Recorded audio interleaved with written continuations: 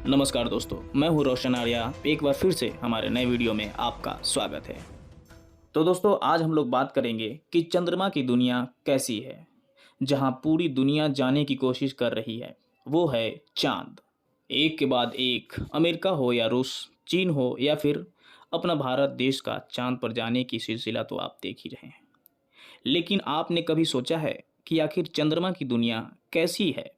चांद पर मिट्टी है या पत्थर, समुद्र है या नदियाँ, पहाड़ है या रेत के मैदान, पानी है या कुछ और, या फिर चांद की धरती पे एलियंस है या इंसान? तो चलिए दोस्तों, अगले कुछ देर में ले चलते हैं आपको चांद की सैर पर। तो चलिए शुरू करते हैं अपने चांद के सफ़र को। दोस्तों, धरती से चांद की दूरी लगभग 3,84,400 किलोमीटर है। पृथ्वी से चांद तक पहुंचने में सबसे कम समय 4 दिन अमेरिका को लगा है। वहीं अगर हम चंद्रयान के रास्ते चंद्रमा पर जाते हैं तो लगभग 40 दिन का समय लगेगा। और अगर ये मानकर चलें कि हम अमेरिकी स्पेस क्राफ्ट में बैठकर चांद पर जा रहे हैं तो हमें वहां पहुंचने में 4 दिन का समय लगेगा। यानी 4 दिन बाद हम चांद की जमीन पर होंगे। यानी चांद की जमीन पर उतरने के बाद जो हमें सबसे पहले दिखाई देगा वो है चांद की जमीन। आपको चांद की जमीन पर ऊबड़ खाबड़ नजर आएगी। चांद की जमीन पर आपको हर तरफ बड़े बड़े खड्डे दिखाई देंगे।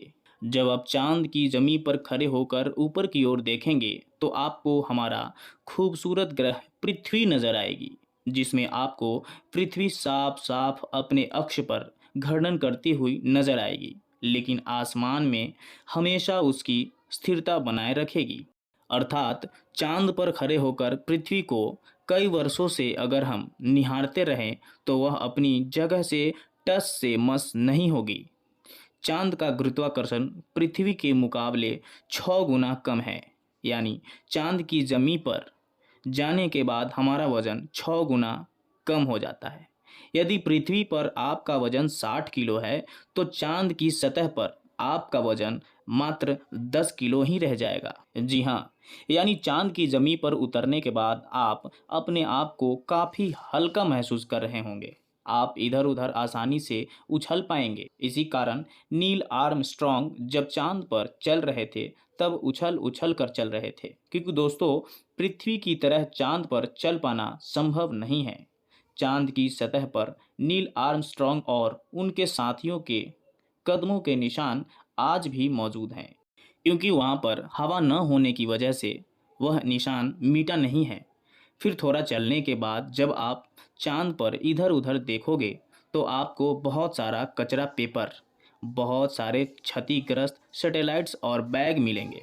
ये सारा कचरा हम इंसान ने ही फैलाया है। ये कचरा इतना ज़्यादा है कि कम से कम 5 ट्रक भर सकते हैं। चांद पर कचरा और ये पेपर अंतरिक्ष यात्रियों ने ही फेंके थे, जिसमें उनकी ही मानव मूत्र और उल्टियाँ हैं। अब आप चांद की ज़मीन पर खड़े हैं तो सबसे ज़्यादा खतरा आपको आसमानी मौत से है।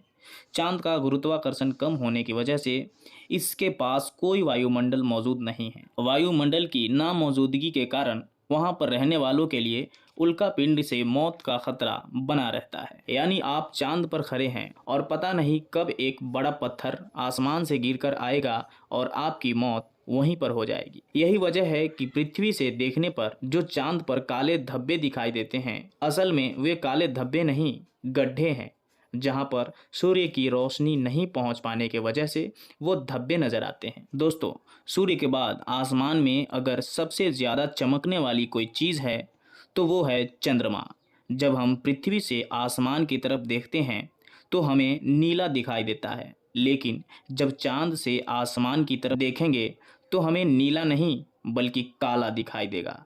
यानी आप जब भी ऊपर आसमान की तरफ देखेंगे तो आपको लगेगा कि आप काले आसमान की दुनिया में आ गए हैं। अब चांद पर खड़े होकर आप बहुत बोरिंग फील कर रहे होंगे, और हम मजाक भी नहीं कर रहे हैं। अमेरिकी अंतरिक्ष एजेंसी नासा ने वर्ल्ड रिकॉर्ड में अपना नाम दर्ज कराते हुए चांद पर वाईफाई की सुविधा उपलब्ध करवा दी है, जो कि 3 Mbps तक स्पीड होता है। यानी आप आराम से चांद पर इंटरनेट चलाकर अपना इंटरटेन कर सकते हैं।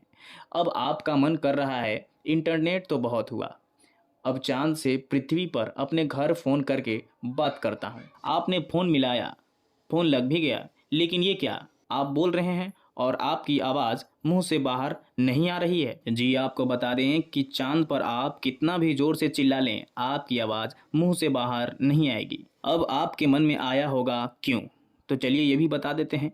क्योंकि धरती पर वायु हमेशा हर जगह उपस्थित रहती है, लेकिन चंद्रमा पर अपना कोई वायुमंडल नहीं है, इसलिए वहां पर ध्वनि तरंगों का संचरण सामान्य रूप से संभव नहीं है। यदि आप चंद्रमा पर किसी को पुकार कर बुलाना चाहेंगे तो उस तक आपकी आवाज़ नहीं पहुंच पाएगी। परंतु चंद्रमा पर एस्ट्रोनॉट्स स्पेस सूट में रहते हैं, जिसमें ऑक्सीजन और नाइट्रोजन भरकर कृत्रिम रूप से वायुमंडलीय दबाव बनाया जाता है। इसलिए वे सूट में आप बात कर सकते हैं, जिसमें लगे माइक्रोफोन की मदद से किसी अन्य व्यक्ति तक भी आप अपनी बात पहुंचा सकते हैं। इस तरह से चंद्रमा पर तो टेलीफोन के काम करने से कोई समस्या नहीं है, लेकिन आपको ध्वनि को अपने मुंह से माइक्रोफोन तक पहुंचाने के लिए किसी माध्यम जैसे वायु की आवश्यकता पड़ेगी, जो कि इस स्पेस शूट में ही संभव है। भविष्य में अगर चांद पर इंसानी बस्ती बनती है तो यह संभव है कि टेलीफोन से चांद पर बात की जा सकती है, लेकिन चंद्रमा से पृथ्वी तक सिग्नल पहुंचने में लगभग 1.27 सेकंड समय लगता है। इसलिए पृथ्वी से संपर्क के दौरान आपको रुक रुक कर बात करनी पड़ेगी। चलिए, अब अगर चांद पर हमको रहना है तो अब बात करते हैं चांद पर दिन और रात के बारे में। तो आपको बता दें कि चांद को पृथ्वी का एक चक्कर लगाने में 27.3 दिन समय लगता है और अपने अक्ष पर भी एक चक्कर लगाने में इतना ही समय लगता है। यही वजह है कि हमें चांद का एक बार में सिर्फ एक भाग ही दिखता है और दूसरा भाग छिपा रहता है। वहीं चांद पर एक दिन करीब 14 दिनों का होता है और रात उतनी ही लंबी होती है। यानी चांद की सतह पर मौजूद वस्तुओं पे रात और दिन का बहुत ज़्यादा असर रहता है। रात में चांद का तापमान लगभग -153 डिग्री तक गिर जाता है, जबकि दिन में तापमान 180 डिग्री तक बढ़ जाता है। फिर चांद के अलग अलग हिस्सों की स्थितियां भी अलग अलग होती है। माना जाता है कि चांद का साउथ पोल ज़्यादा ठंडा होता है और रात तो वहां पर इतनी ठंडी होती है कि पृथ्वी का कोई भी मनुष्य शायद ही वहां रह पाए।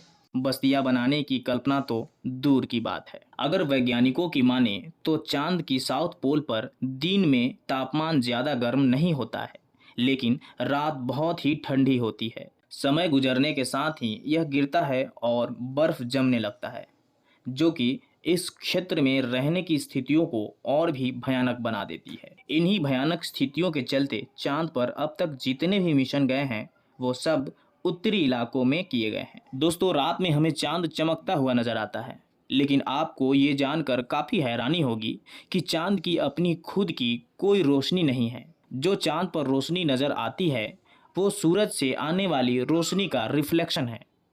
यानी हमें सूरज रोशनी देना बंद कर दे तो चांद हमें कभी नजर नहीं आएगी। चांद पृथ्वी के चारों तरफ घूमते वक्त अपना एक ही हिस्सा पृथ्वी के सामने रखने के कारण चांद का दूसरा हिस्सा आज तक पृथ्वी के किसी मनुष्य ने नहीं देखा है। दोस्तों, चांद पर मौसम नहीं पाए जाते हैं क्योंकि परिक्रमा के दौरान अपनी दूरी पर सिर्फ 1.54 डिग्री तक तिरछा होता है, जबकि पृथ्वी 23.44 डिग्री तक झुकी होती है। चांद के ध्रुवों पर कई ऐसे इलाके हैं जहां कभी सूरज की रोशनी पहुंच नहीं पाती है। यानी घूमते हुए अगर आप चांद के इन इलाकों में पहुंच गए तो वहां की नज़ारे बहुत ही भयानक होंगे। आपको यह जानकर बहुत हैरानी होगी कि पृथ्वी के वजह से चांद पर मौसम नहीं बदलते, लेकिन चांद की वजह से पृथ्वी पर मौसम बदलते हैं। अब अगर आपका चांद की दुनिया का सफ़र कंप्लीट हो गया हो तो आप अपने स्पेसक्राफ्ट में बैठ जाएं और धरती पर आने के लिए रवाना हो जाएं। दोस्तों, आपको चांद का ये डरावना और जानकारियों से भरा सफ़र कैसा लगा हमें कमेंट बॉक्स में कमेंट करके ज़रूर बताएं। साथ ही वीडियो को शेयर कर दें ताकि ये जानकारी और भी लोगों तक पहुंचे। और हाँ, अभी तक आपने मेरे चैनल को सब्सक्राइब नहीं किया है तो प्लीज़ मेरे चैनल को सब्सक्राइब कर लें ताकि मैं कोई भी वीडियो डालूँ तो उसका नोटिफिकेशन सबसे पहले आप तक पहुँचे और आप उस वीडियो का आनंद ले सकते हैं। Thank you.